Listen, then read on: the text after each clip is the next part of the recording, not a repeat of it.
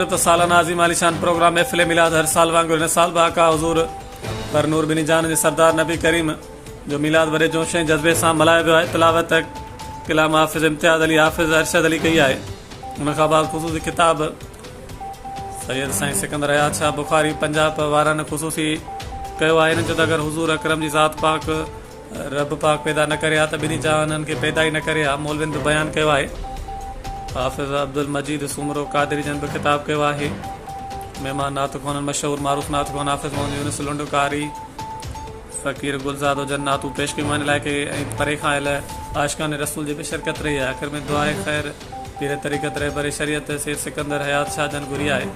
आलम इंसानियत पाकिस्तान मुसलमाननि फ़लस्तीन ऐं ॿियनि मुल्कनि जे लाइ बि मुसलमान मुल्कनि लाइ दुआऊं घुरियूं आहिनि। जमायत खे मीलाद शरीफ़ जो नगर खाराए वियो। वरेरो बहाज़र अली लुंड गुलाम कादर अब्दुल रज़ाक रज़ा मोहम्मद अब्दुल ख़ालिक़ ख़ादम हुसैन जमायत अहले सुन्नत ॻोठ बहाज़ुर लुंड